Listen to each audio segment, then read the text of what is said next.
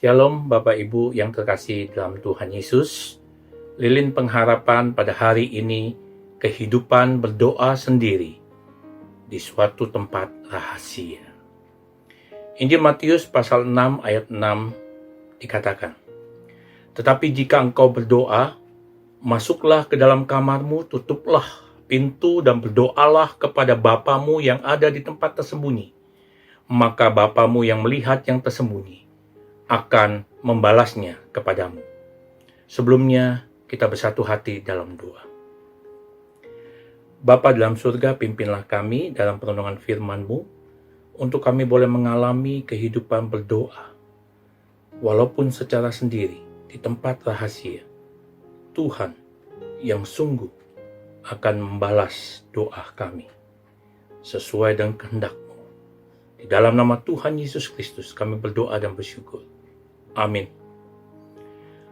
Narasi Injil Matius pasal 6 ayat 6 ini di konteks Injil Matius pasal 6 agar saat kita memberi sedekah, berdoa, berpuasa secara rahasia, bukannya berarti Yesus menolak ibadah bersama atau merendahkan pentingnya persekutuan dan kesaksian.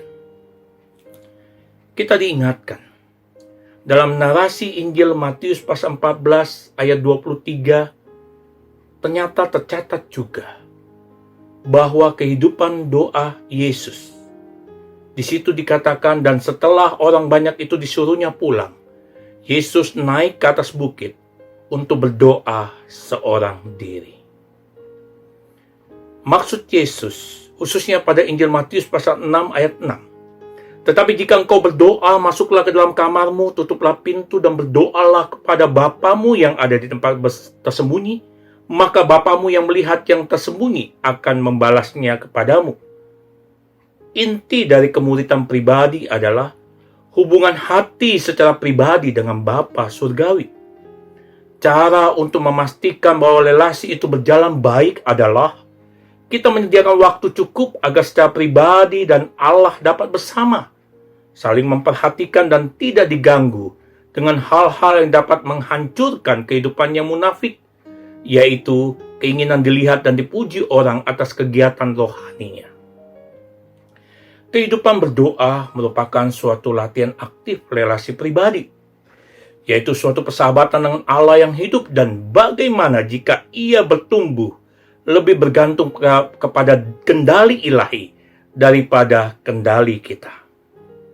Sebagaimana halnya semua relasi akrab, dalam doa kita semua berdoa sebagaimana Allah memaksudkan kita berdoa.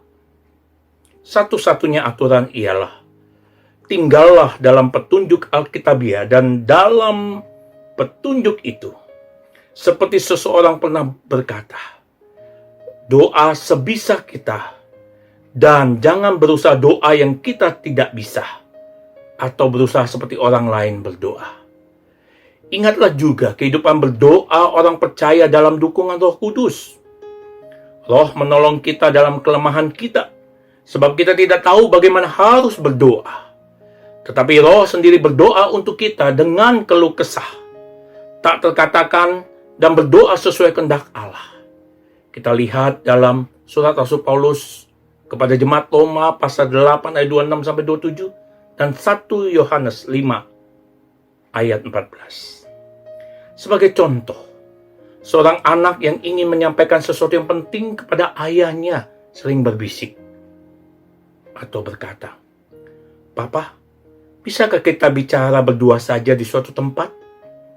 Ada sesuatu yang ingin saya katakan kepada Papa."